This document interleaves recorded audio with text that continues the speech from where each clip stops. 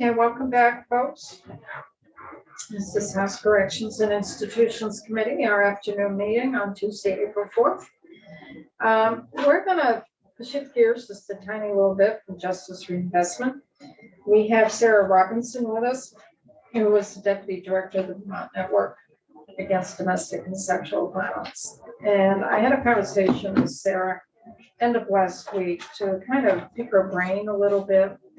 We did not put in place in any language when we were looking at replacing the women's correctional facility, and this would have been back in 21, session in 21. There was discussion about putting in place what would be called a stakeholders group that would be working with DOC as well as BGS and really bringing the folks who provide some programming to our women who are incarcerated through like Mercy Connection or Kids Apart or Vermont Works for Women, to work with DOC to make sure that DOC incorporated that type of programming need within the new facility and to be a voice at the table. There was talk about putting this in language to ensure that it happens. And at the time, the interim Commissioner Baker assured the folks that, yes, they would be at the table for this. So we never put in any language. So I was picking Sarah's brain to kind of figure out where is the status of the stakeholders group. How is it functioning? And trying to address the testimony that's been before our committee to having voices at the table here as we move forward in reimagining the delivery of correctional services as we replace our women's correctional facility with both an incarcerated piece as well as a reentry piece. So Sarah was willing to come in and talk about the stakeholders group and any thoughts that she might have in terms of how it could be worked to include some voices that maybe aren't there right now, or structure it the way it is. So I've asked her to come in and she was willing to. So Sarah, if you want to come on up to the hot seat and introduce yourself. I think this is the first time? No, I think I've been here one other time. That must have been in January. Yeah, I think it was early. Way so, early. yeah. So. Probably feels like a lifetime to you Yes, all. it does. So welcome, and if you could identify yourself for the record. Yes, for the record, Sarah Robinson. I'm the Deputy Director at the Vermont Network Against Domestic and Sexual Violence. And what brings the network into these conversations, just by way of a little bit of context, is that our organization operates the DIVAS program, DIVAS, which operates within the Chittenden Regional Correctional Facility. And we have operated that program for a few decades now. And we employ several advocates who work in the facility and provide advocacy and support to victims of domestic and sexual violence who are incarcerated. And by, looking at national data as well as hearing from our advocates that work directly in the facility, that is most of the people that we incarcerate in that facility have at some point in their lives experienced domestic or sexual violence. So we have had a very long-standing commitment to the people who live there, the well-being of those who live there, the staff that are in that facility, as well as the other programs that are available to folks both in the facility and the supports available to them as they re-enter into our communities. So thank you very much for the conversations that this committee has been having. You know that there was a significant conversation you had related to a draft of the capital bill and looking at some potential stakeholder language as it was related to that bill, but that ultimately didn't make it into the final version of the bill. But we do believe that stakeholder engagement in these discussions is frankly equally important to many of the decisions that are going to be made by the General Assembly and the administration about the future of that facility and a reimagining of what a future facility or facilities might look like. So we brought to you today just a draft proposal to start some conversation to ensure that such a planning process includes community input, but also doesn't duplicate or limit existing efforts to engage stakeholders in the discussion. And I know that we do have DOC in the room today as well, but I can just speak from our perspective and let you know that starting in the middle of last year, the Department of Corrections, in the absence of any statutory language, began to convene a small group of stakeholders, specifically around the Chittenden Regional Correctional Facility. And those meetings have primarily been convened and facilitated by Kathy Aston-Borsky, who's the Director of Women's Services, and I believe that you've heard from her in this committee. And the folks around the table have primarily been the organizations that are currently contracted to provide services in that facility. So that includes the Vermont Network Against Domestic and Sexual Violence, Vermont Works for Women, Mercy Connections, and Lund. But other advocacy groups have also been invited and involved over the past several months. That includes the Prisoners' Rights Project, ACLU of Vermont, and those meetings, and the Vermont Commission on Women. And so, in fact, Falco or Carrie could also probably speak to their experience of those meetings. But primarily the meetings have largely consisted of the Department of Corrections providing updates to this group about where they are in their planning process, sharing current design and planning schematics, and then some ample opportunity for conversations and questions from the stakeholders group. We've been meeting roughly monthly, and the DOC is pulling those meetings together. And I just have to say that when we first received this invitation from Kathy to come to this meeting, and I've said this to Kathy and the commissioner before, I'll be very blunt with you, is that my expectations were quite low. And I did not know what the meeting was going to be like. I didn't exactly know what the purpose was, what the openness to feedback was going to be. And I just have to say that our expectations have really been exceeded, and that I have found the Department of Corrections staff that have been participating in these conversations to be open to feedback, to not be defensive, to encourage questions, and to also acknowledge that they're also figuring out answers to a lot of these tricky questions that, and so I think it's been a very healthy and transparent process. And so while all of these conversations have been very productive, our position is that we do think that the group would probably benefit from being codified, and some clarity in terms of its composition and scope and the work that this group is undertaking together. I think that this is going to be especially important in the next several years, while the administration and the General Assembly are going to be making these key decisions about location, size, scope, and programming of replacement facilities. So ensuring that each of these decision points are well vetted, that stakeholder inputs considered and incorporated, will result in both a better process and we also think a better product. Bless you. There's also currently no structure, nothing codified in terms of the legislature getting input or understanding how these conversations are going. There's kind of no built-in, I would say, feedback loop for the committees of jurisdiction to hear from members of the stakeholders group about the conversations, areas that we've been able to make progress on, and perhaps areas where there's still remaining some disagreement. So I did submit to the committee some just draft language that we developed, and I really view this as just a starting place for a conversation that would create a justice-involved women working group to advise DOC on the replacement of the Chittenden Regional Correctional Facility with a trauma-informed and gender-responsive facilities and programming.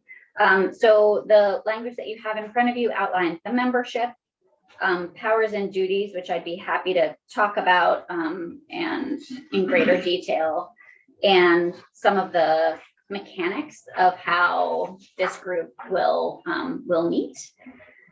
And then some requirements about reporting back to the legislature and the relevant committees of jurisdiction. So if it would be helpful, I can walk through that language in detail, but otherwise I'm happy to pause there and take any questions that you may have. So before we look into your proposed language, are there any broader questions? So just to clarify, is this supposed to be a replacement for the language we were starting to work on, talking about doing a working group looking at reentry options, or not necessarily? This is just focused on the facility. Well, there's something already in place, though it's ad hoc, it's a stakeholders group. So we reached out to Sarah to say, would this be something that could be used instead of looking at a whole working group duplicating action that's already occurring? This is more of a duplication, what we were looking at. And the first thing that's right in our minds, of course, is the women's facility. Wayne? So I'm new with all this too, so got a couple of questions. One involves, examples of what progress might be, but also what are you attempting to achieve? What is it that's lacking now that you would like to see in place to get the outcome that you're looking for? And what is the outcome that you're looking for? And maybe that refers back to, what do you have for examples of progress? It's a great question. So I would say that the ultimate goal, I believe that all of the stakeholders come to these conversations with different perspectives on what may be needed for a facility, or even whether a facility is needed. Like, there's just a range of opinion on that.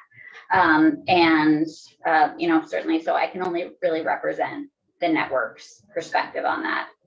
But our goal would be that ultimately, when the state does get to opening a new facility, which I believe both the General Assembly and the administration is committed to doing, that really reflects the input of the community, and as a result is something that as a state we can be proud of, and we can understand is kind of a next generation in our approach to justice involved women, and hopefully serves as a bridge to broader and bigger justice reform issues and goals in the future. So for me, it's both ensuring that the process itself, that the Department of Corrections has a process for hearing stakeholder input, not only hearing it, but incorporating that input, that there's a connection between that group and the General Assembly. And so those kind of parallel policy considerations are connected somehow by this group. So I can understand wanting to be heard. Could you give me an example of what just something that might be a recommendation that's a tangible thing, something tangible that would impact either the design of a facility itself or the programming within that facility? Sure. Let me give you two examples. So we actually just had a meeting last Friday of this group. So I'll just draw something right from that meeting. There was conversation about, as you know, the state is contemplating a incarcerated facility and a reentry facility. And a lot of the questions that I had and others had were about who would be eligible for that reentry facility. So, there's certainly the state of Maine has eligibility that's based on length of time before a minimum sentence is met. We had a lot of conversations. Is it just a length of sentence? Are there kind of behavioral or other requirements that the Department of Corrections might institute in terms of determining who should go to that facility? So those are the kinds of conversations, and I think policy decisions that actually really make a big difference in terms of the actual design of the facility and the built environment of that facility, the scale of it, how big it is, the programs that are offered there. The other conversation that we've been having, and I can speak about this as a service provider, is being able to provide services in both facilities and ensuring that people who are serving longer sentences also have the opportunity to have robust programming and services, and that we're not unintentionally concentrating all those services in a reentry facility, so that people who are serving longer sentences also have the opportunity to access those. So those are the kinds of conversations that there's a relationship between those kinds of policy decisions and the actual built environment and design of potential facilities. So do you think that, if you have all these stakeholders in that they'll actually be able to filter out the critical messages that you want to? I hope so. I think so. I mean, I think that we've already seen opportunities for the stakeholders group to ask questions of the Department of Corrections, and the Department of Corrections to consider what those questions are, look at their designs again, come back with new iterations of those. And so I think that this is exactly the kind of group that can help facilitate that kind of ongoing improvement to the design, and ensuring that it remains connected to kind of our broader values, but also to community-based organizations who are connected to the communities they serve. So if the committee thinks back in terms of what the process in the world is of BGS, we appropriate money to BGS to do planning, schematic design documents.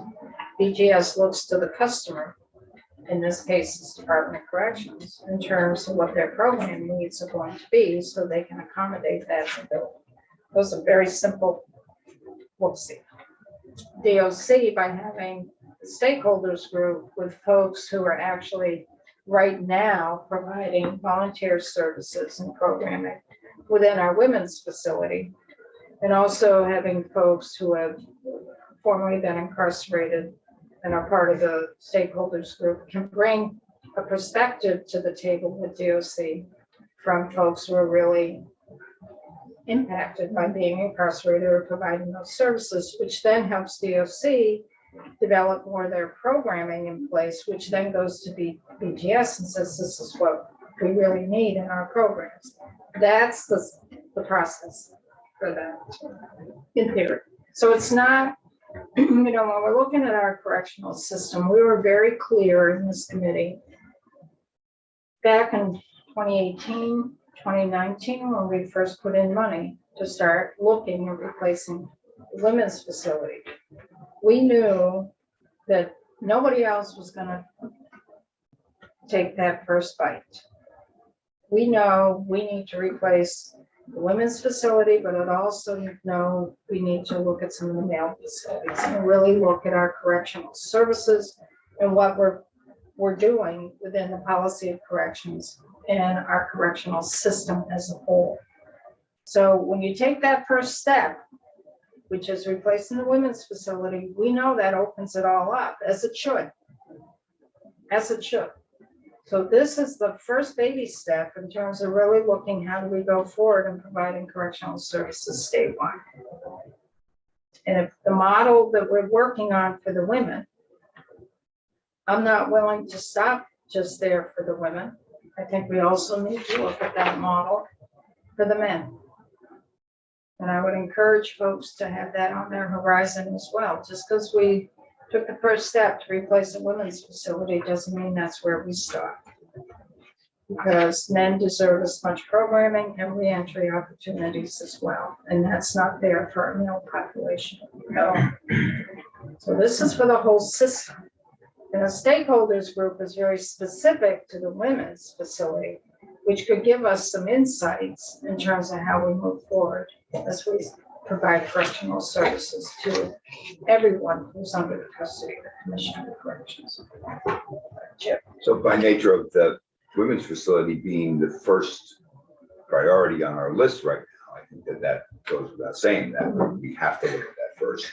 But I do agree with you that I think in general, the entire corrections system needs to be looked at in the same way and provide services for male as well as female. But it appears that, I mean, if I remember correctly, and unless things have changed, I mean, corrections in-house programming is sorely lacking in a lot of different ways. And I don't know if that's still the case or not, but I mean, when I was working a number of years ago, they really didn't offer a whole lot. When you speak in terms of needing program reinforcement in the secure facility, it really strikes true to a need that we haven't really addressed too much. I mean, a lot of focus has been on reentry, but certainly, when we met with HOK, I likened the Plato's allegory of the cave when folks on one side of the wall see that things are better on the other side of the wall. There's a need to want to move and make things better. And so I think we really need to address the in-house programming for both sides of that wall. I would just say I completely agree with you. And I think that it highlights another tension, which is that there is a lot that the Department of Corrections can and is doing in partnership with its community providers, contractors in the facility to offer programming in facilities. Chittenden Regional Correctional Facility is a great example of where the built environment creates incredible limitations to what can be offered. And even, I don't know how many of you have had the opportunity to visit that facility, but if you ever go to the facility to where there's like the family and child visiting room, it's probably not a place that you would ideally want to facilitate love and connection between a parent and child. And I think that just really speaks to this.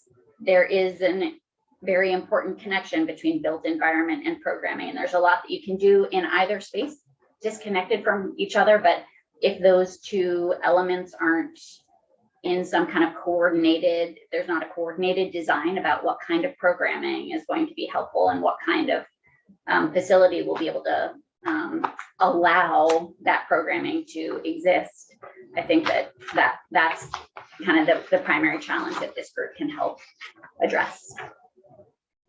The child visiting rooms in all of the facilities are again really lacking in that respect. Do a great job with what they have, but Yeah. Trying them to show.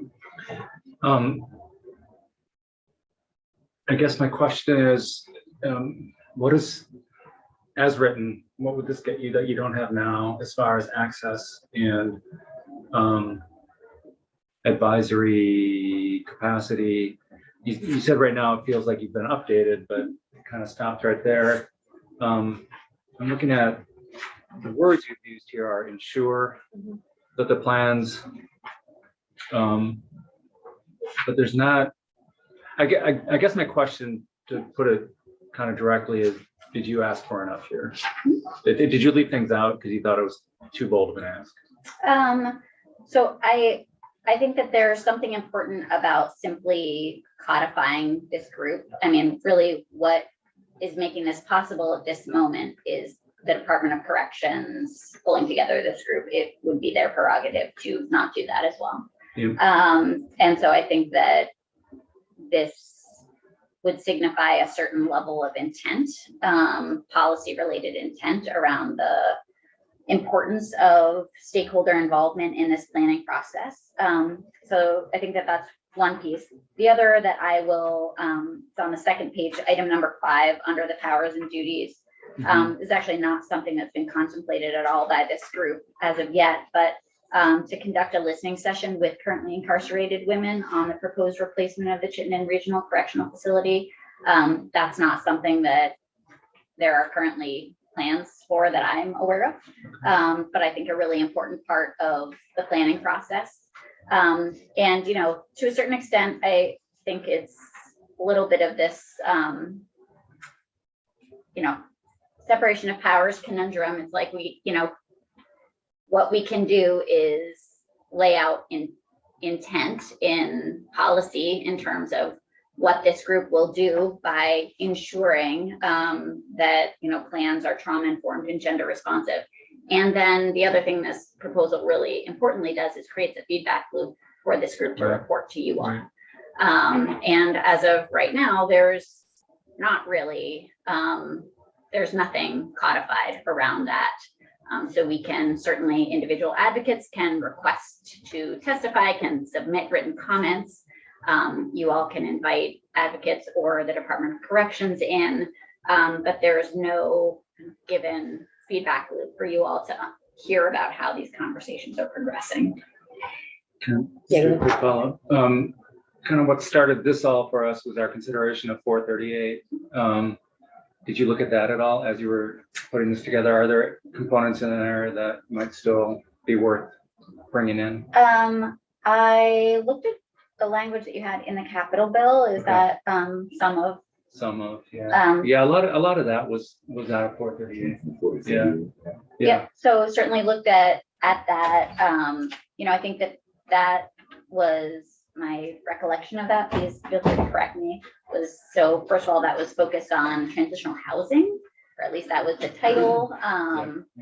It was kind of a much broader view around moving to kind of a restorative justice-based system. I think that this is narrower. This is a narrower proposal that's more focused on justice-involved women. Gotcha. But I think a lot of the same players or individuals or organizations are highlighted in both. So is this a list of people that are currently serving on the board on this work group, or this is For the most expanded part. from the original one? For the most part, and Carrie and Falco, please correct me if I'm wrong, but yes, I think that these are the individuals that have to date participated. Okay, so I guess my question would be, I'm a little surprised that you don't have legislators on there. Is that intentional? You don't want legislators on it? Or it feels like it might be useful to have somebody from judiciary and somebody from corrections to sort of provide another perspective in terms of gaining knowledge and also giving feedback about what kind of things we're aware of from our side. I think that would probably be a policy consideration for you all to determine kind of what your role may be. The way that I had conceived of kind of the connection there was the report backs. And I think that there's much that could be built out there. Subsection E that just has kind of February 15th of every year, nice and early, the committees of jurisdiction getting a report, not only from the Department of Corrections about how the stakeholder group is going, but actually from 2 members of the stakeholder group to really fully represent kind of the experience of folks that are involved in those conversations. And then, the committees of jurisdiction can do with that, report back what they wish. But I think that would be your decision in terms of whether to add legislators to these meetings. Well, I was thinking on that. I think it's number 4 on here. It talks about looking at reentry settings, how to provide programming for justice involved women in correctional facilities and reentry settings. And one of the things that I feel is really important, and I was hoping somebody would do, is look deeply into that. Not just the reentry setting, the model they have in Maine, which has a lot of advantages, but community-based reentry centers, places that serve 50 people residentially and have vocational. And I mean, there are places in New England that are doing things even more dramatically different than what's happening in Maine. And before we commit ourselves to where we're going to house people for the next 50 years, I hope that there's going to be room and time to explore fully that reentry side, because it feels like it's a tiny piece of one bullet point. And to me, we need a whole committee just for that.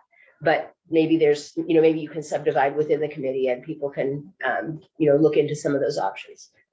I agree with you on when this reentry was not meant to refer to a reentry facility, but was meant to refer to reentry broadly, as you had kind of conceived of it. And I'll just share one of the observations that we've had and we've shared with the Department of Corrections is that, the Department of Corrections funds several providers to provide services in the facility, but our contracts do not extend to any reentry work that we may do with women who are released.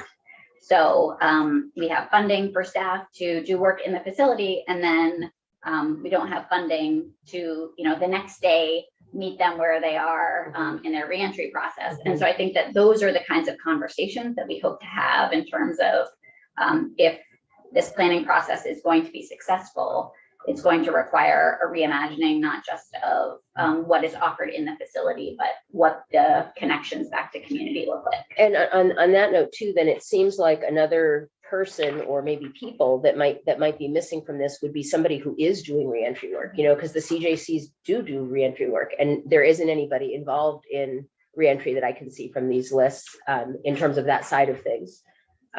It feels like that might be useful. So maybe Sarah, now's a good time to shift to see what your proposed language to codify the stakeholders group. Sure, yeah, so I'm happy to just walk through it. Subsection A is just establishes a justice-involved working group to advise the Department of Corrections on the replacement of the Chittenden Regional Correctional Facility. Yes. Okay, thank you. So To replace the facility with trauma-informed and gender-responsive facilities and programming to promote the successful rehabilitation and reentry of justice-involved women. The membership, as we proposed it, is representatives of community-based organizations which provide services within the facility, including the executive director of the Vermont Network Against Domestic or Sexual Violence or designee, executive director of Vermont Works for Women or designee, executive director of Mercy Connections or designee, the executive director of Lund or designee, the executive director of the Vermont Commission on Women, who's to my right, or designee, executive director of the American Civil Liberties Union, Vermont chapter or designee, representative of the Prisoners' Rights Office appointed by the Defender General, because that office sits within the Office of the Defender General, executive director of Vermont Interfaith Action or designee, and at least 2 individuals with lived experience with incarceration in the criminal justice system appointed by the Vermont Commission on Women.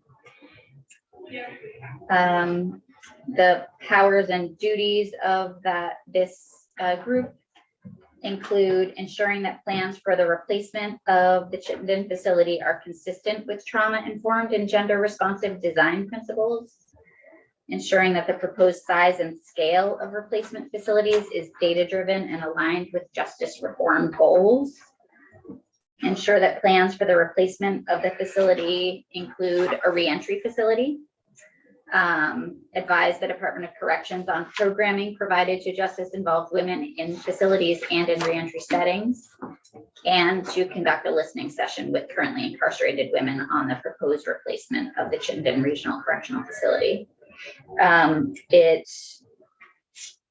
Subsection D indicates that the working group shall have the administrative and technical assistance of the Department of Corrections and Building and General Services.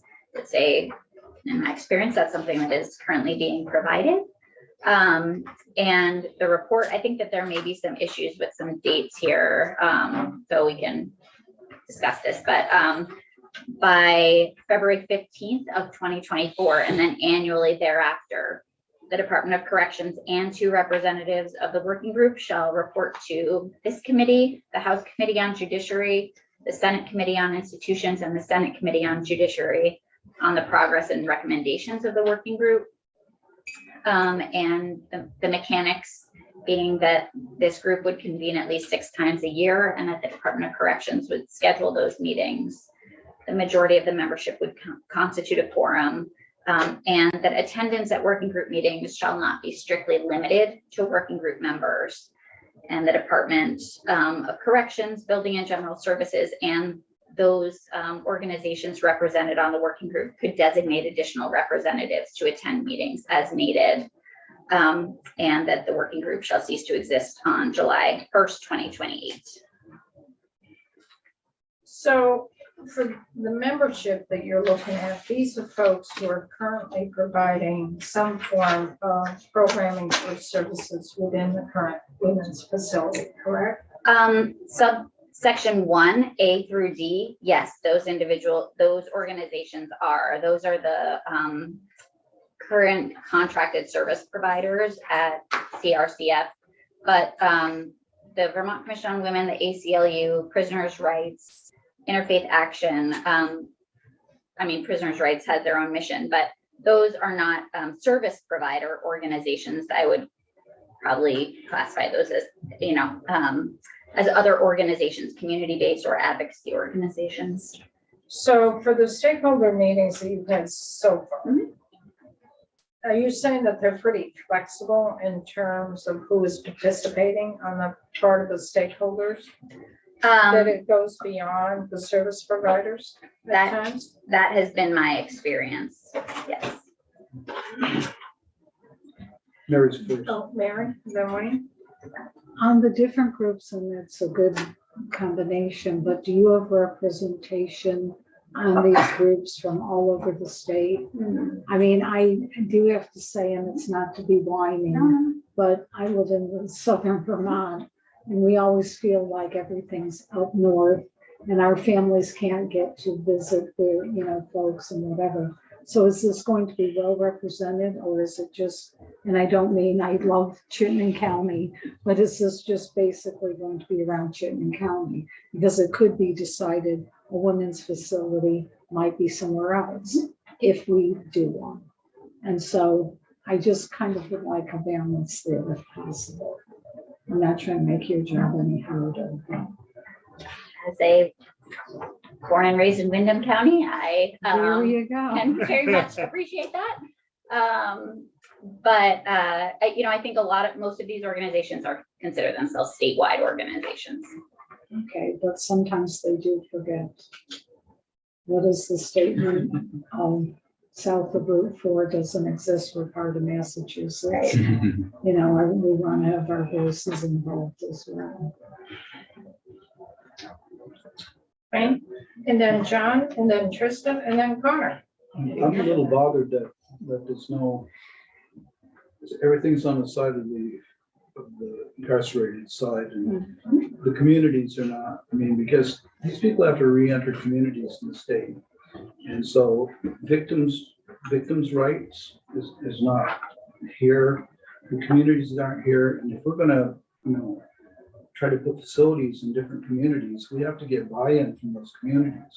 And so if those folks don't have a voice at the table, then how do you communicate with them, and how do they have assurances that we're heading in the right direction with what we're doing? And so I think that's important. And what's our goal? Is our goal with the programming to rehabilitate people to a point where they're not going to reoffend? They can get housing, they can get jobs, they can get support within the community. And at the same time, the drug-related things, it doesn't appear as if we're trying to get people, we don't program to get people to no longer be addicts. We sustain them with drugs. And where are we heading? Are we trying to rehabilitate everybody so that they're going to have all these things that we want them to have and not get reincarcerated? That kind of thinking.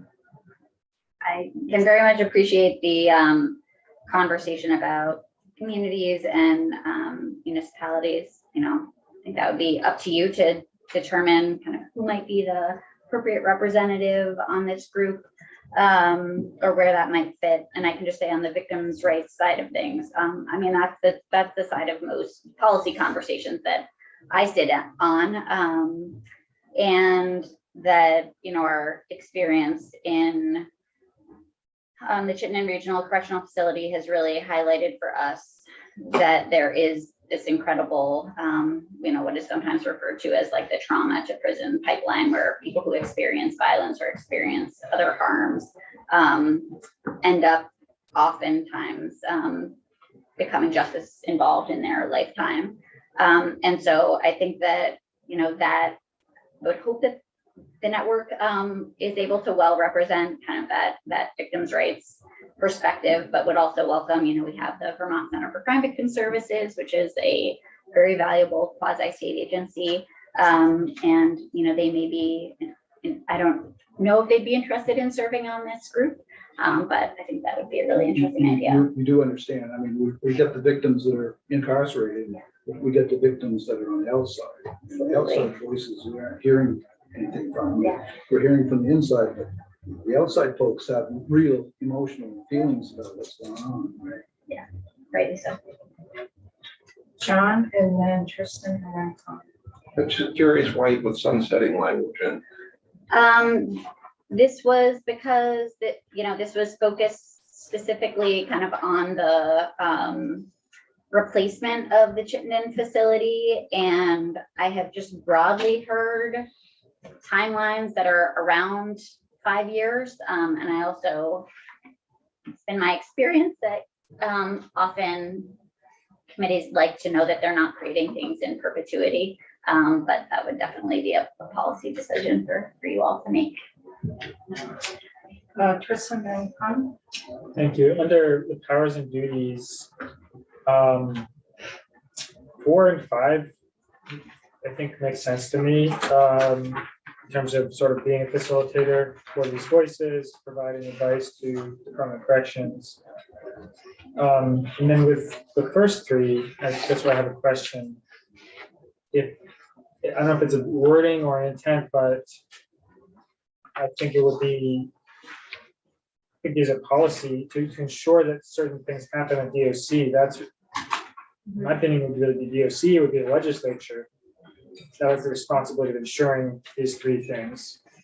To give this working group that responsibility would just be, I think, a mismatch of what I would consider responsibility. So if we say that that's more, it's DOC's job to do these things, and it's the legislature's job to oversee these things, what is the exact sort of role of the working group in providing input on these things, and where do you see that input being directed to most usefully?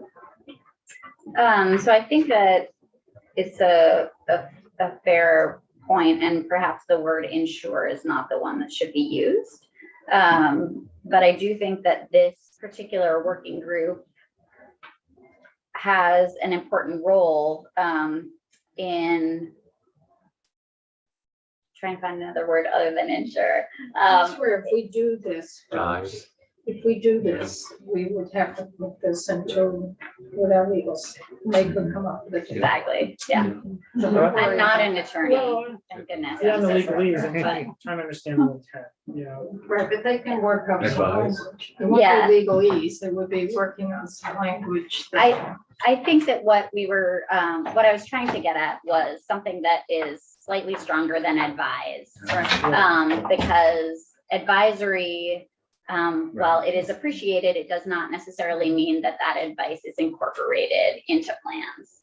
And so that was the hope, is that it is not simply stakeholders convening and saying to each other and to the Department of Corrections, we'd like you to consider this, and the Department of Corrections saying, we hear you. But it is kind of ensuring that advice is somehow incorporated or at least reflected in some elements of these particular elements: trauma informed and gender responsive, size and scale, and that it is inclusive of a reentry facility as well. To put it in terms that, we just put into our capital bill language that requires DOC and DGS to do a couple of these things. Would this sort of be a working group that would be the monitoring that? Perhaps. Implement, to say the legislature set this policy, we will monitor it. Yep, monitor. Hang on one. Jen Wayne. Yeah, no, thanks very much, Sarah. I'm more comfortable with this approach than the direction we were headed before, I think.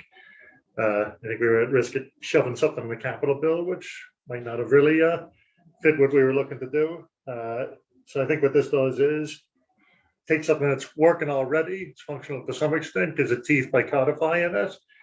And hopefully moves the needle. I agree with Michelle. I'd like to see CJCs probably represented there just for the re-entry point of it. I think that evens up the gap. I don't know if I think legislators would necessarily need to have a seat on it, but I think we could divide and conquer. It'd be nice to have somebody in the room like monitoring it, just like we do other committee hearings or something. But I don't know if a vote would. I think that could be counterproductive, actually. Yeah, it can be. And I'd be interested in, like, not to put McGuire on the spot though, but No, don't get, no. he talks about, he's a very articulate man. He talks about sort of a vision of what could be. And what I see is a lot of people who can say what the system is now and what they'd like to see fixed. But to getting to that next point about what exists in other areas and that sort of experts, I don't know how we would get that information or if we would appoint somebody who brings that to the table, if you know what I mean. But Eric's going to tell you exactly what we need. Wayne? I think it's a real stretch, thinking that we could write anything that would go beyond giving the authority to advise, because the agencies would abrogate their authority if we gave an outside entity some authority to tell them what to do. Just as we discussed earlier, that even when we're talking about funding, we can't say the governor shall put something into the budget. We can ask, but we can't say shall. And I think it's going to work the same way here, that we advise. Really the best I think that you're going to be able to do is advise DLC or whoever the entities are involved. Other folks? So Sarah's kind of worked something up. Right now, the stakeholders group doesn't exist in law, doesn't exist in statute. They have been meeting, and it has been at DOC calls the meetings. Is that? Yes, that's correct. Currently, it's my understanding that the folks who initially started participating were those in number one, those folks that provide the services. So it's A through D. Mhm. And then the Vermont Commission on Women has then started joining. And how about ACLU? Have they Yep. joined? They have. And the prisoners' rights, have they Yes. joined? And Vermont Interfaith Action, they've joined. Yes. And then do you have some individuals who have been incarcerated or are incarcerated? There is one participant who has been participating in some of the meetings, yes, and this would create two seats. Then there was discussion about if we do this, to also add the view of the CJCs. Yes, I noted that. So what's the committee's thoughts on some of this? This is a proposal, and if we're interested in doing something like this, we have to have one of our draft folks, either Ben or Becky, draft this up. I'm sure. Yeah, I'm in agreement with Connor. I think this is, I think it's important to have stakeholders in the room as design, and that's what this is. This is impacting design of a building that I remain worried about lasting for, let's call it 30 to 50 years. I want to get it right to the best degree possible, and I want people in the room who know what it's like to work in our current facilities that everybody can agree are broken as those design decisions get made. I think this is an important, I think stakeholder input is always important.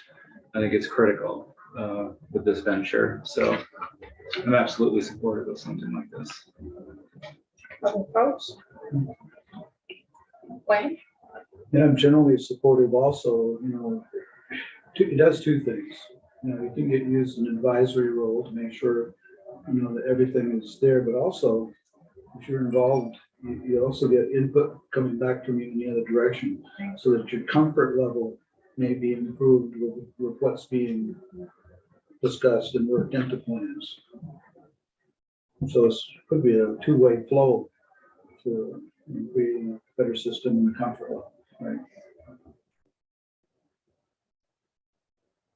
Other folks? Is this something that the committee would like to do further work on? Do I hear support for that? I know one thing, Sarah, you were quite concerned about. You didn't want to set up a situation where the working group had to come back or come together as a working group, to make recommendations, because that can really split up a group.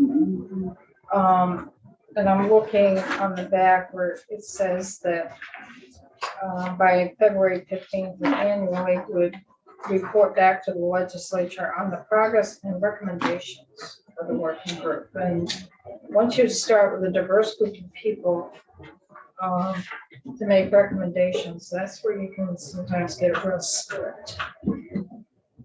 I agree with you. I think I was using the word recommendations broadly, not asking for specific recommendations, but I think it could easily be another word. And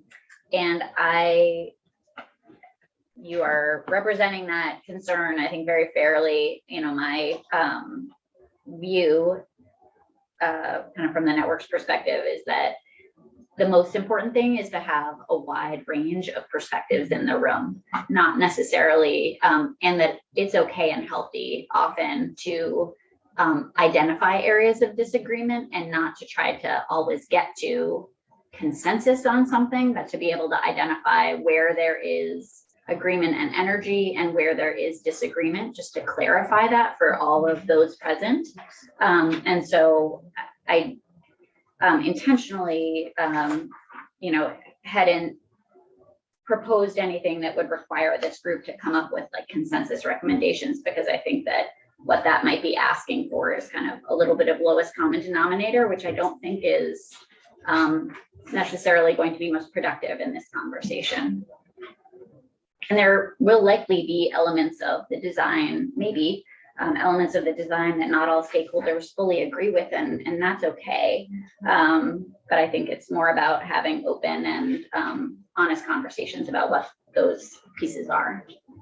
And for folks to have a voice, and also for the stakeholder group to know that there is another body that's going to be listening, which is the legislative body, that's going to be listening to the give and take that the group has had with DOC and BGS, to give us a perspective when we look at this again in the context of money in terms of the next step forward, what has been discussed for the stakeholders group, and what are the feelings of the group and the diversity of the group. Exactly. So, what are the issues? The report back could be more of, what were the issues that were discussed, and then as they were discussed, what are the range of views, and was there any centers around which maybe not a total consensus, but there was a little solidification in terms of where most people might want to head. And so what that would do is inform us in terms of things that we may never thought about, that would actually come out of this group that might be interesting and might inform how we head in the future, or do you see how DOC proceeds in the future? That would be valuable, I think. So we can work up some language and just be nervous by keeping that word recommendations in based on your concern for them. So what I would suggest to the committee, that this language, I can take this language to, I don't know if it would be to Becky or to Dan. See if we can have a vehicle S14 to put this on, because we're going to need a vehicle to do this. So it'll probably be Ben. So if you're comfortable as a committee, I can bring this language to Ben and have it wordsmith. Does that work for folks? Okay. So I'm sure if we do this, we're gonna call you back, Sarah, Gladly. and maybe some other folks. People will be pounding at the door wanting to be on the stakeholders group. But I think the issue is we've got to keep it as flexible as possible and make sure that there are people at the table that can represent all the different areas. And this seems to, on first blush, it seems to. And I would really not encourage legislators to be on this because it can derail a committee so fast because the members of the committee may not feel free to really speak up if they know that there's legislators on and really work in different ways. Sure. So I think it's important that each of the individuals on this committee are heard and with value to what they're saying. When we constructed the Truth and Reconciliation Committee, which is now in the process of being initiated, we found that the different communities that were to be represented had different truths. Yes. And we didn't get there until we realized that. And we allowed them, well, we didn't look for consensus. That we were looking for the truth from each one of those parties or groups to be known and heard, not as a consensus, but as individuals, because who experience different truths. So I think it's important that we don't look for consensus, that we proceed and listening to what everyone has to say and move that forward. Just to take that a step farther, exactly right. I think it's right on. But we also need to make sure there's no false expectations, and that's where, and especially when you get in a group where you have divergent views coming here. If every one of them expects that their voice is going to be the driver that makes something happen, then right up front, this group has to understand their advisory and they can't have false expectations or else they're all going to get irritated and so on. We can do an intense section. Yeah. So I know Willa Carroll is here, but I'd like to spend 1 or 2 minutes I'd like to shift gears to go back to S14 that dealt with the justice reinvestment. And there was a piece in there, Sarah, that dealt with a network working with the University of Nebraska. Yes. In terms of your domestic violence intervention programming and working on the evaluation framework. And it's between the network and the University of Nebraska. And there was questions as to why the University of Nebraska. A great question. I'll be interested to hear if yours is the same as Ben's. So broadly, I just want to say I don't think we've had the opportunity to discuss this in depth at this committee, but one of the recommendations that certainly came out of both Justice Reinvestment 1 and Justice Reinvestment 2 was for the state to reinvest in our system of better intervention, formerly called Better Intervention Programming, now called Domestic Violence Accountability Programming. And this is essentially treatment that is available to people who use violence in their intimate partner relationships. And while it looks similar across the state, there's also specific programs, like for example, actually in Bennington County, there's this amazing program called Caring Dads that is a domestic violence accountability program specifically for people who are parenting. So this programming prior to Justice Reinvestment had no state funding. A long time ago, the Department of Corrections used to fund this system to the tune of about $1 million and decided to move in a different direction and eliminated that funding. And as a result, these programs were limping along solely based on participant fees by charging people who are mostly mandated into that treatment to participate. So the Justice Reinvestment recommendations and related appropriations have prioritized domestic violence accountability programming. And I'm happy to answer the University of Nebraska question, but I do want to note, I know you were discussing this earlier today, that we believe it's critically important that these recommendations were about developing a system of care. They were not, the recommendations were not around one-time investments. They were around base investments that create a system and a service delivery system that is available. And this kind of programming is not something that can be funded with one-time investments. It's just simply not. So I think that that is something that, you know, I hope that the legislature considers as part of S14 and the broader conversations about justice reinvestment. However, you know, one of the things that we've been able to accomplish this past year, thanks to justice reinvestment dollars, is to contract with the University of Nebraska-Lincoln. The connection with the University of Nebraska actually comes through Vermont Law School and a program at Vermont Law School and a course at Vermont Law School that is related to domestic and sexual violence. And we were able to develop a relationship with a researcher at the University of Nebraska-Lincoln who has done similar work. I would say that across the country, that evaluating these programs is kind of an emerging field of work. And so, you know, we felt like their approach was very promising and aligned with kind of where the justice reform goals are going.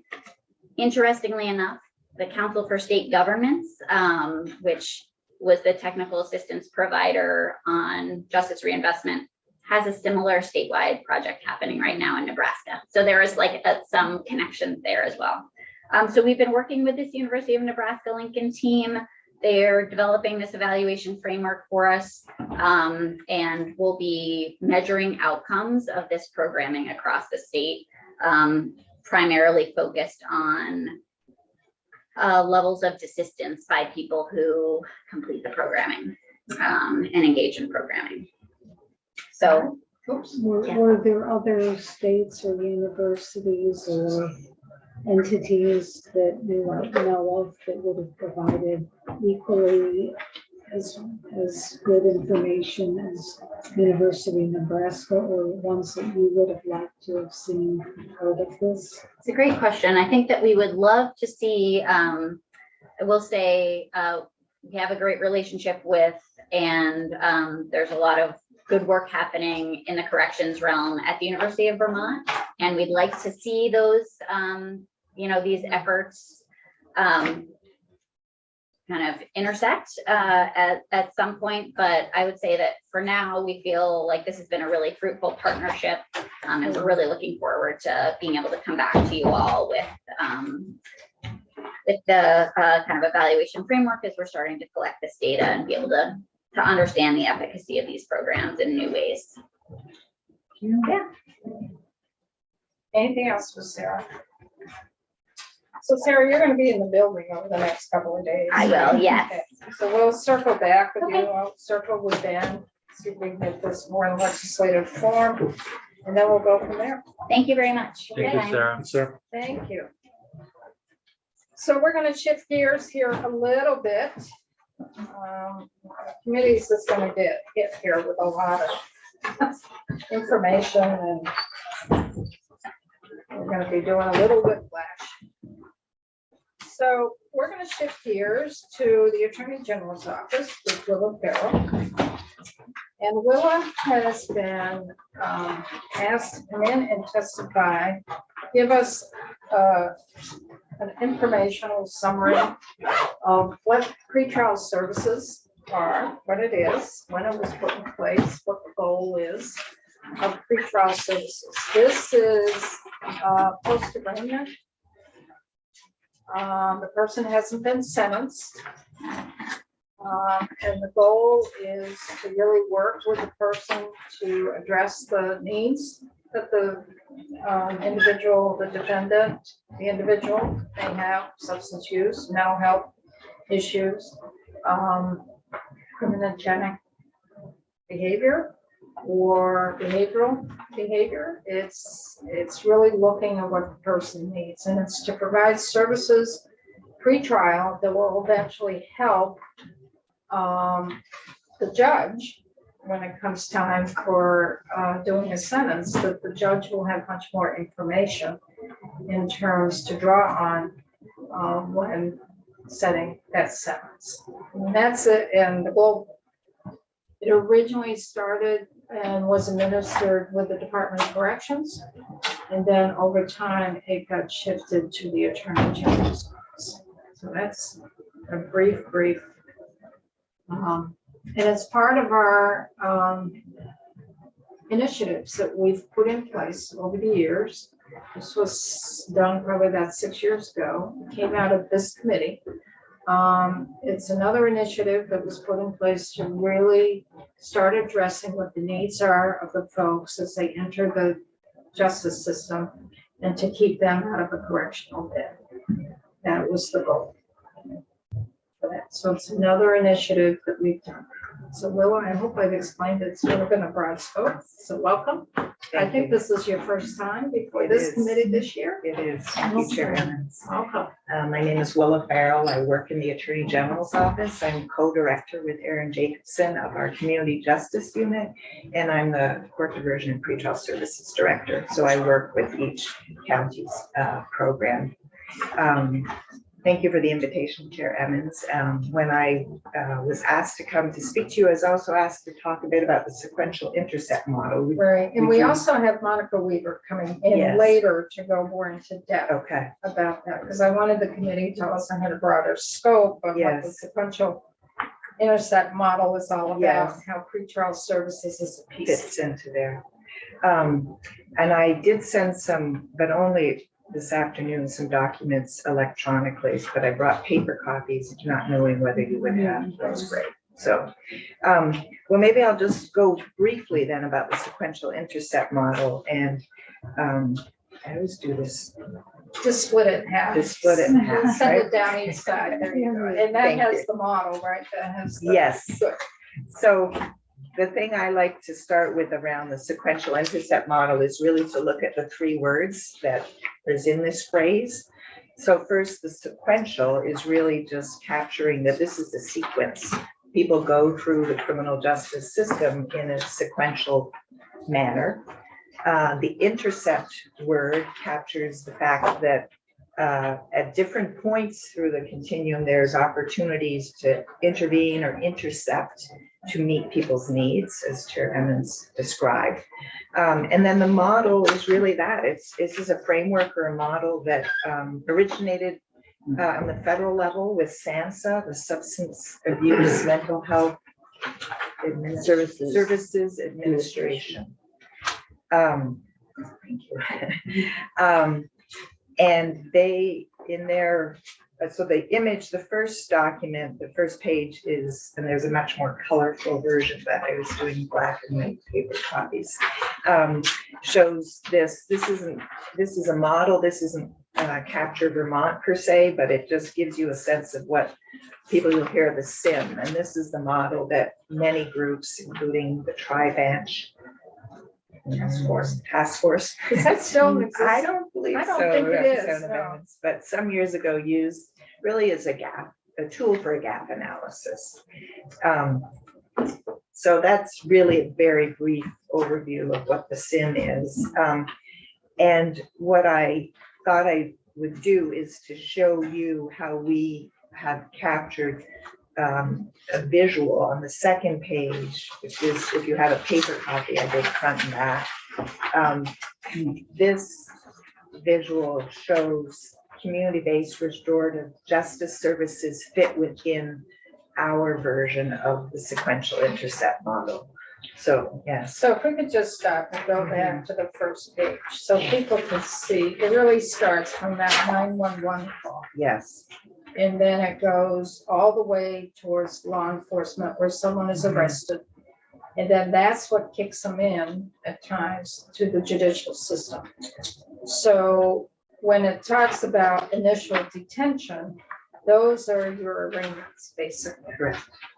And from there, you can go to be a detainee within a correctional facility for a variety of reasons. You can have bail set and released with conditions about your behavior in the community. Or you could be released with no bail, but have a date set to come back from court. At that point, you could also be sent to either a mental health court, what we used to have a mental health docket, substance use docket. You could also be sent to a pretrial services arena. So that's the intersect at that. So it says initial detention, we don't use that term. That's of the first court appearance to be charged in the person's arraignment. And in Vermont, we have intercepts in many of these places. There are social workers embedded in police departments.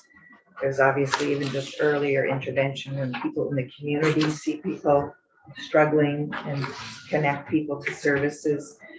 We have court diversion program, we have pretrial services, there's re-entry supports. There's a number of services in Vermont that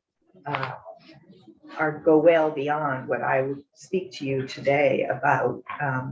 But this first document just captures that flow, not Vermont specific, but I think it's a good illustration. And Monica, maybe one thing we can make sure with Monica, she talks about the Vermont specific sequential intercept model and where we intercept at what level. That would be good. Wayne? This is a simplified version, I assume, because there's more, obviously you go to specialty court, you're gonna go to a mental health facility or to other types of those. Well, and it varies by county. So there are specialty treatment dockets or treatment courts in some counties, but not all. They're typically post adjudication. So I think that's why I like to stress the model word, because it's not necessarily this first visual what happens in Vermont, but it's that concept of we can intervene and get people connected to services at the same time as holding them accountable for what they did. But the second page is Vermont specific, but it is specific only to community-based restorative justice services that are funded by, and you were talking about S14, I didn't hear the presentation or dialogue, but I think you may well know there are 3 state agencies which fund these services. Oh, no, sorry. So this document is really, we use the sequential intercept model with our own intercept points and names to document what exists. So this isn't a gap analysis here, but this is just capturing what does exist in Vermont. So I will speak only to the services that are funded by the Attorney General's office. So for example, the point 1, law enforcement, we have a program which we call the Youth Substance Awareness Safety Program, which is a brief intervention for youth who are have alcohol or cannabis and they're underage. It's an alternative to getting a civil ticket. And we do a intervention program, connect people if they're at high risk to treatment.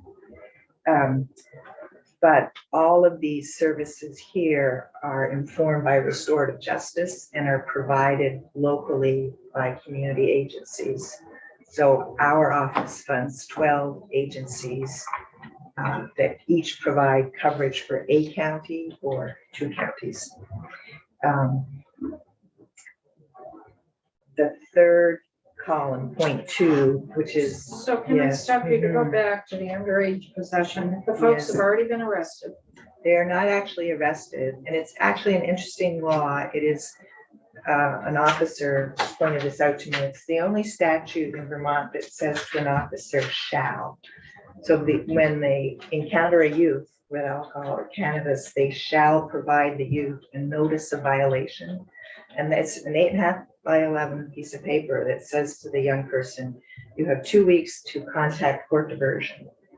And they contact the program and we enroll them. Representative Morrissey knows well about this, hearing from Letha, and do an intake. There's a screening process. If we're concerned about them, we ask them to see a clinician and start in treatment. Most youth are low risk, very, and if they're successful, the whole violation is voided. But if they are not successful or they fail to engage, we actually issue it's a traffic ticket. It's a Vermont civil violation complaint, to use the jargon, and then they're adjudicated. So it's a diversionary program, but within the civil realm, specific to people under the age of 21. So what if the law enforcement officer issues that shall Yes, connect with the court diversion? yes. What if the youth doesn't? Then- Because they have 2 weeks to do They have it. 2 weeks to do it. In the meantime, court diversion sends them a notice saying, remember, you're supposed to contact us. Frankly, they make a few efforts. And if the youth does not contact, then they issue the ticket. They send the ticket to the Judicial Bureau. And then that whole process kicks in where the youth has, don't quote me on this, 20 days to reply or to say yes. And then they pay the fine, or they say, I want to contest the ticket, and they have to go before a hearing officer. And I would say, I should know this figure, it's about 75–80% of youth complete the program successfully. Wayne? And so it doesn't go on their record as long as they complete it, Yes, but it goes on their record if they don't. in their DMV driving record, yes. And that premise, that general concept is what underpins court diversion, which I'm sure many of you are familiar with. So that's both again for youth and adults. In that instance, it is a crime or a delinquency, and the prosecutor has charged the individual, but offers them the option of this alternative restorative justice option in the community. And if the person is successful, then the prosecutor dismisses that charge, and and once you're referred to diversion, it's confidential. So it remains confidential. If you're successful and you don't get in trouble with the law, 2 years later, that record is expunged. So I'm sure you're well aware of the collateral consequences of the criminal conviction, and it's a huge benefit to people. There's an opportunity to meet with the victim, to repair harm in other way, to, we call it be actively accountable in terms of repairing harm to the best that can be done in that context, and avoid a record that can mean you can't access student loans or public housing, get certain jobs, or just be a barrier for people to employ you regardless. And court diversion has existed in Vermont for over 40 years. It's a long standing, so we talk about it sometimes as an alternative, but it's really, as Chip knows, it's really a standard part of our system in Vermont. And in the youth realm, there's about a third of the delinquency charges that go through family division that go to diversion. And within the criminal court, it varies by county because it's prosecutorial discretion, but it can be up to 25% of approximately misdemeanors, and we do take felonies also. So it is it's a significant off ramp.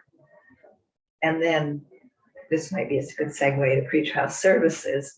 Within the court diversion option, we have, it's statutorily the same, but there's a separate purpose statement within our court diversion statute to address the needs of people who are basically cycling through the court system because of substance abuse or mental health problems. And we just give it a different name. We call it the Tamarack program, so that there's a distinction. But the work is the same, but the first priority is helping people get engaged with treatment to get stabilized before they engage in the restorative process. I realize I'm just doing a lot of talking and throwing information at you. And I know some of you know a lot of this information too. I could move on to pretrial services if that would be helpful. So as Representative Emmons referenced, pretrial services was started some years ago. I always have to check my notes. So it started in 2015.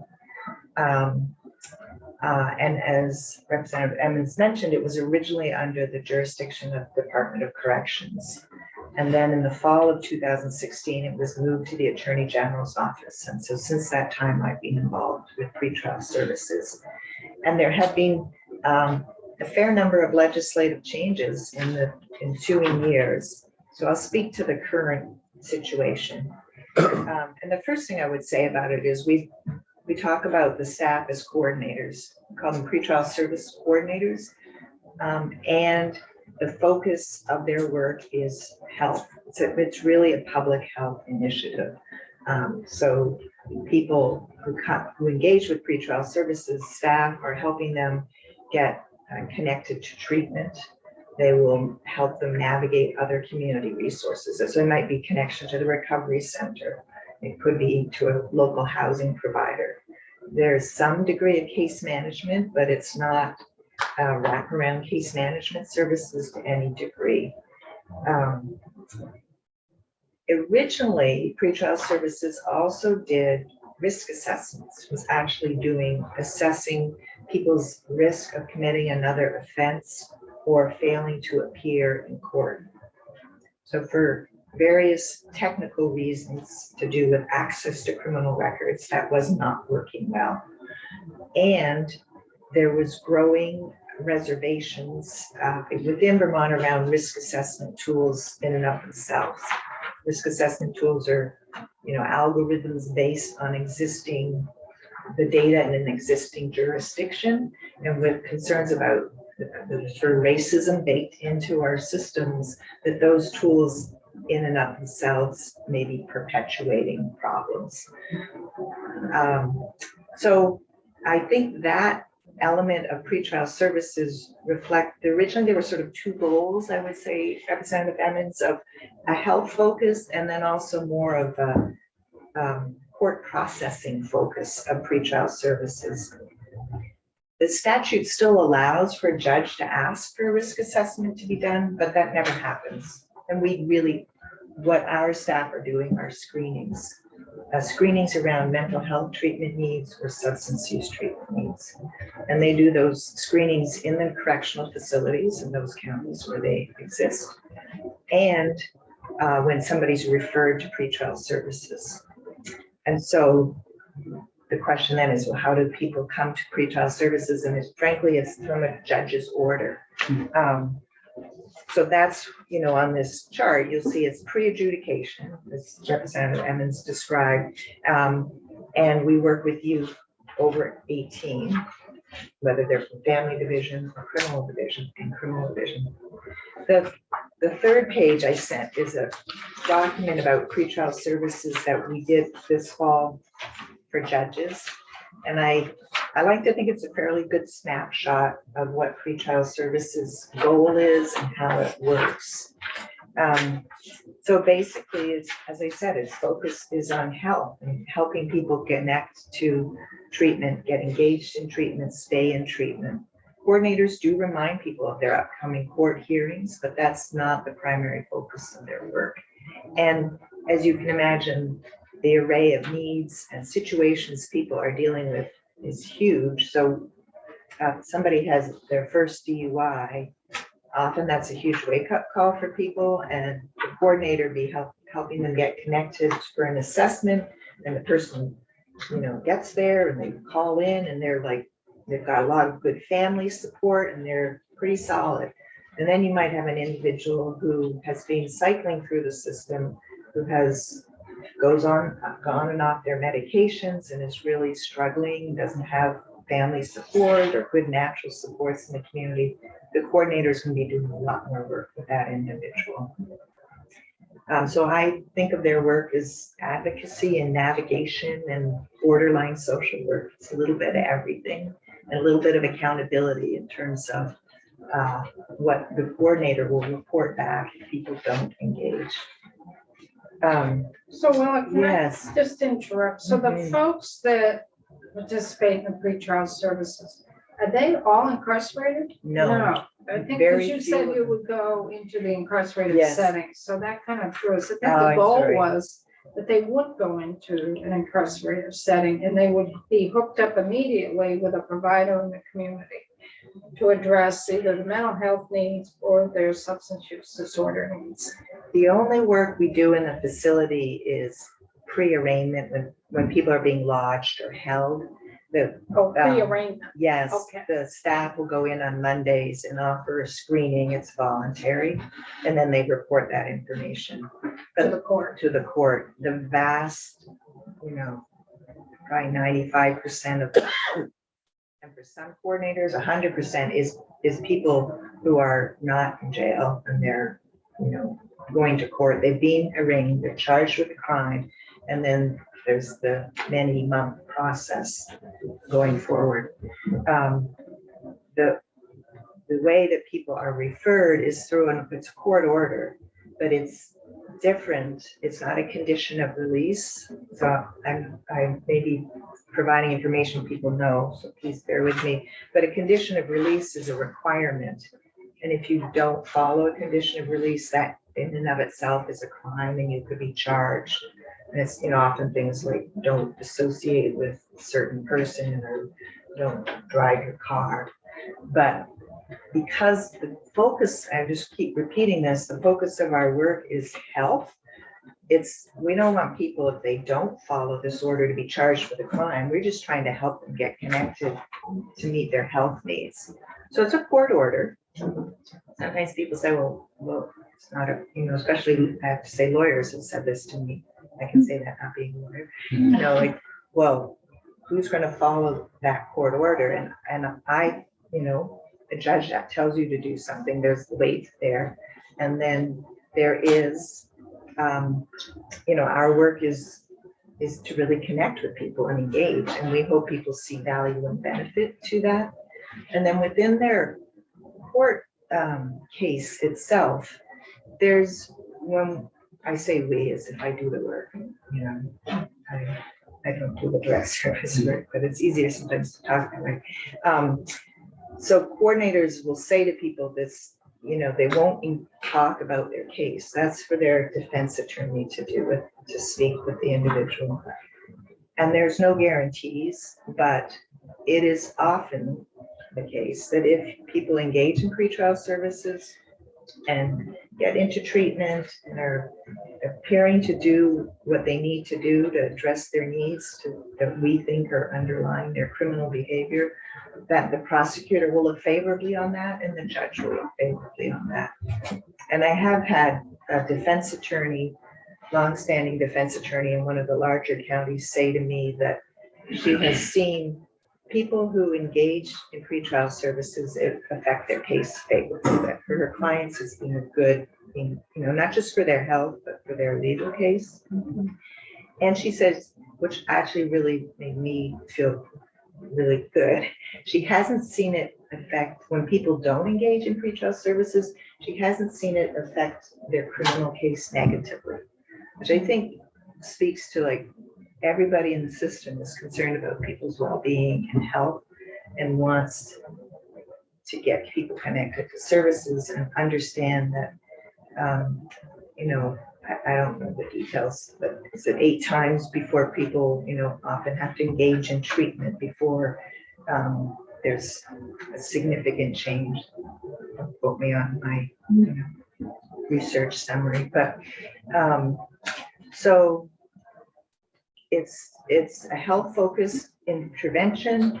It is a concept of the interception because there's a possibility, well, there's definitely the clear health benefit. And then there's the possibility of resolving underlying behavior, criminal behavior, having a better criminal outcome, alleviating the court docket, all those broader system benefits that I'm sure you know about the challenges. So we do have a question, and then I think now's a good time to open it up. Yes. yeah. Questions for folks? Wayne? A couple, your pretrial coordinators, are they hired by the AG's office or?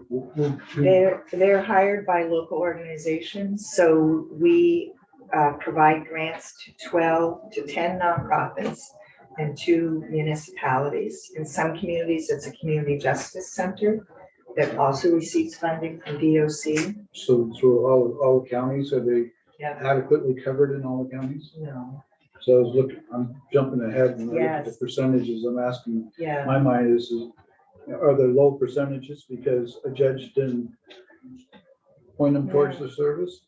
Or is it because there wasn't staff to accommodate the service? it's more the former. So I mentioned we provided this documented training in the fall. After we did that, there was a judge who had issued maybe 1 or 2 court orders. After that, the pretrial service coordinator called me up and said, my goodness, all of a sudden I have 50 referrals.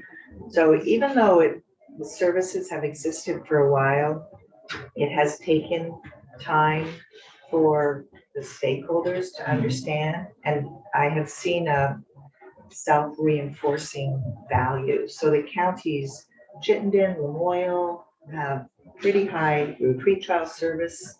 Windsor, Windsor. is not- Grand Isle, Essex are terrible.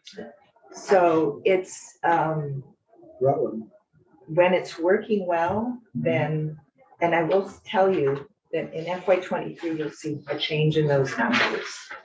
Because we have new state's attorneys, and while it is the judge who issues the court order, frequently, often, a prosecutor will ask and will recommend the court issue an order.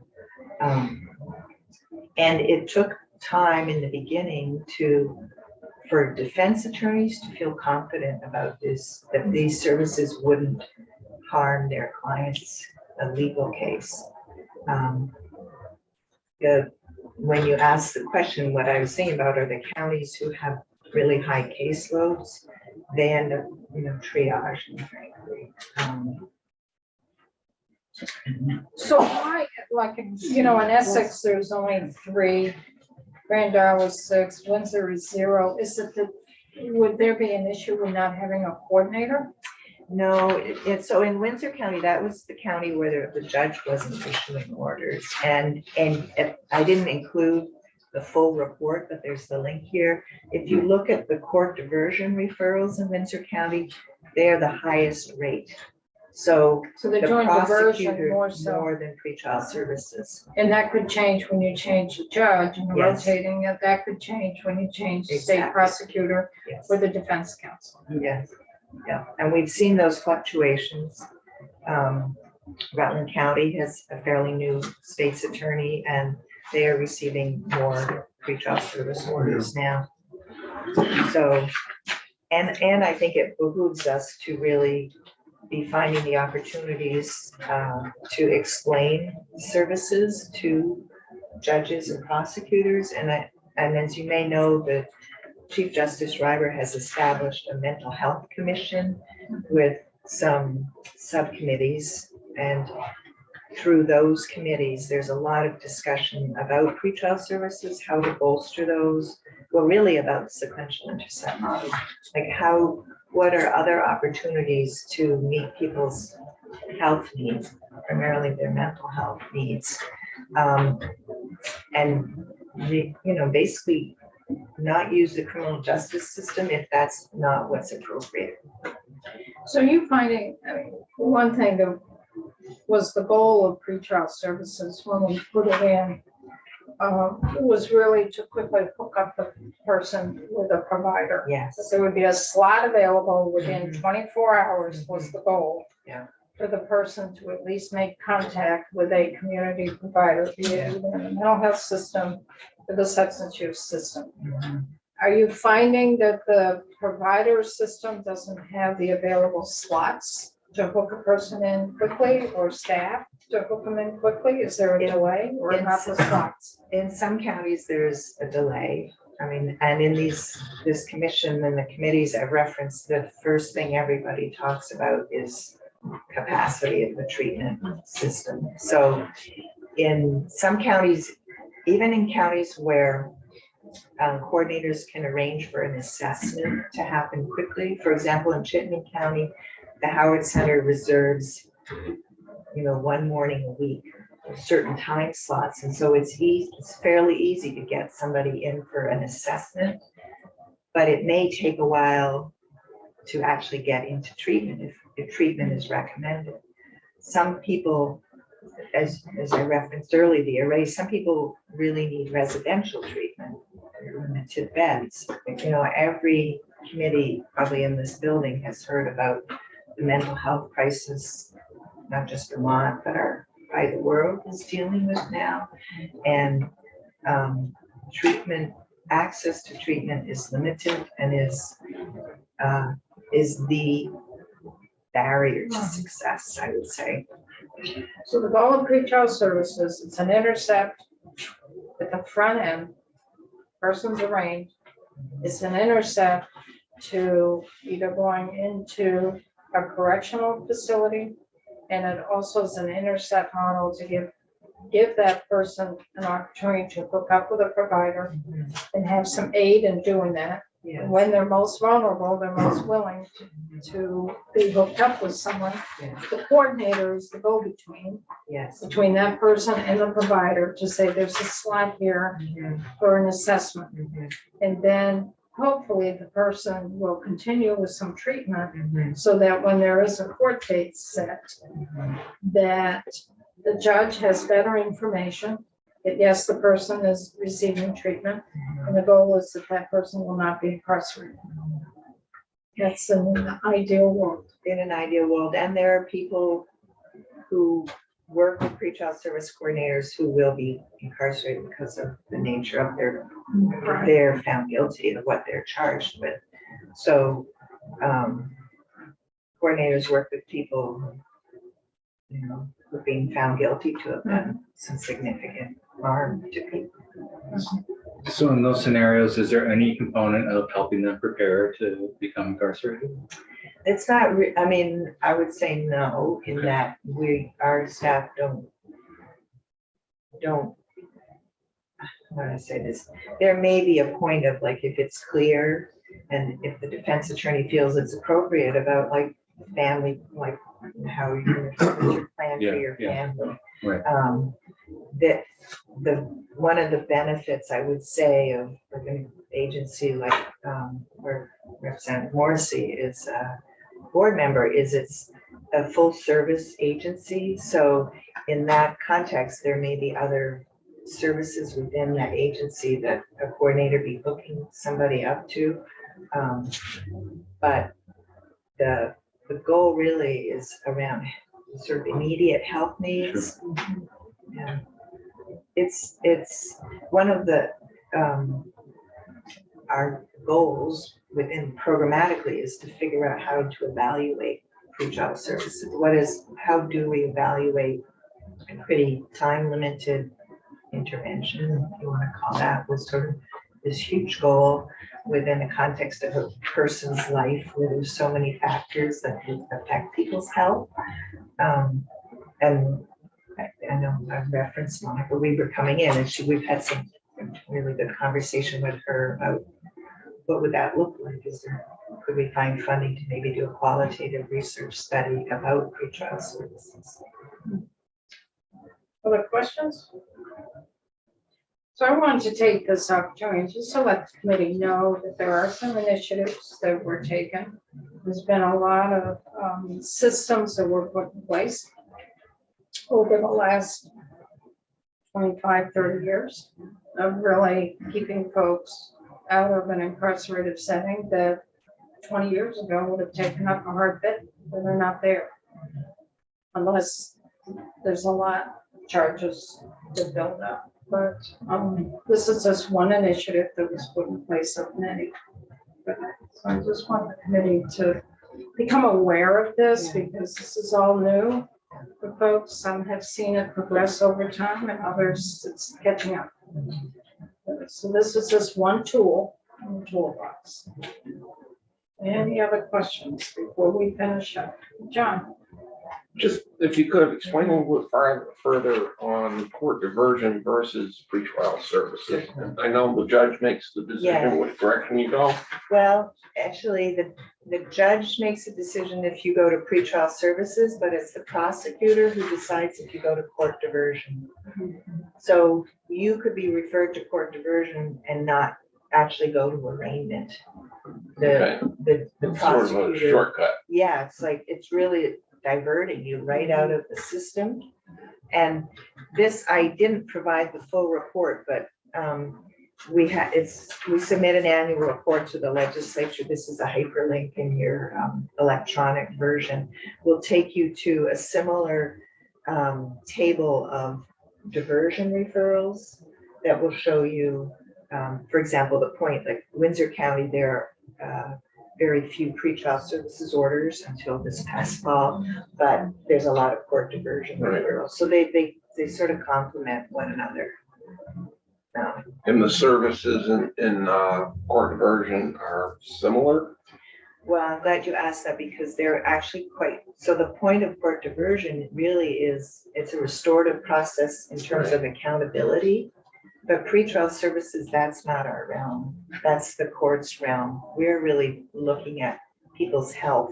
And in court diversion, if you come to court diversion and you're in active, struggle with your substance use, we're going to work on that before we ask you to engage in the restorative process. The restorative process is to repair the harm with your community. And you have your local community sitting on your diversion boards that work with the person who is charged with a crime to bring in some accountability. And yeah, I did do this. And then the diversion board could set up certain requirements that that person has to meet. Like, say they went into the cemetery and destroyed some headstones. And the diversion board, those community members should say, well, part of your community reparative work is to go into that cemetery and work with the cemetery commission or director and start repairing the stones. That's different than the pretrial service. And I have to tell you, it's pretty impactful for the person, whether it's a youth or an adult that's gone through that process. I've had people come up to me or that have spoken at our annual meetings that are so thankful of the programs that it turned their lives around because they got the treatment, they repaired what they did in the community, and they just said, I don't know where I'd be today because it really was very impactful. And I feel like I always want to say that I think court diversion is harder than going to court often because you have to sit with people and say, yeah, I damaged that cemetery stone, and somebody's sitting there saying, well, that was my, I knew that family, or There was my that grandparents. was my and so you really have to speak about what you did, own it, talk to people about it, and it's very different than going to court and having a judge saying, your sentence has worked for a number of weekends. So, and that powerful restorative process can happen elsewhere, after a conviction as well. But I really feel strongly that, as I like that phrase of active accountability, we'll have to actively, acknowledge, accept responsibility and be part of the process of figuring out, how do I make this better? Like, how do you make some of these things better? It's really not necessarily clear, but sometimes the person who was harmed may just be relieved that you're acknowledging what you did, or explains why you did what you did, or you may come up with some creative solution that none of us would have thought is a solution, but it's, yeah. If you've been put into court diversion and you don't take it seriously, can you be funneled back into the system? Yes, yeah. So court diversion was really the impetus for how reparative boards came about. how your community justice centers came about and the whole restorative justice. The really beginning of that was court diversion, in that you have to go before your peers and acknowledge, yes, I did something wrong. Let's repair the harm. And then your peers will work with you in terms of what you need to do. Your reparative boards are similar to that. That's what the basis of your community justice centers are about. And then it just kept growing from there over time. So that's where we've put in all these tools to work with folks so that they don't end up going too far in the criminal justice system and end up taking a hard bed in corrections.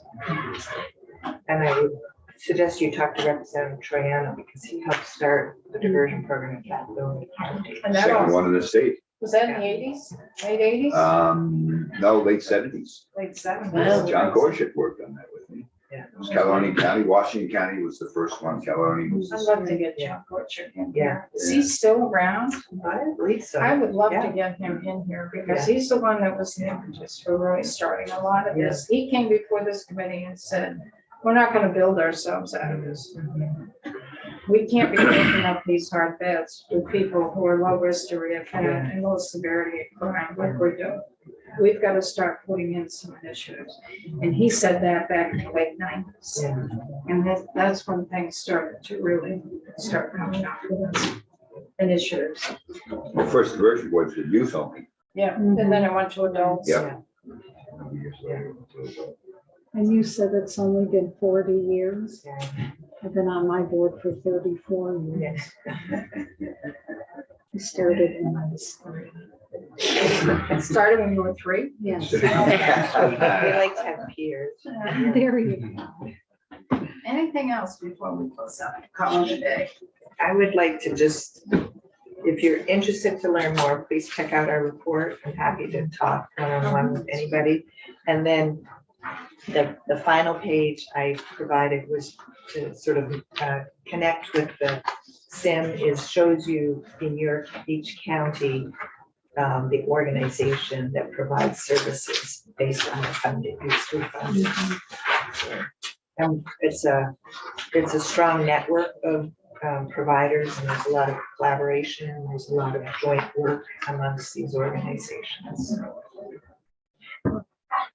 Thank you for the work you do. Thank you, Willa. Thank you, Willa. for coming in.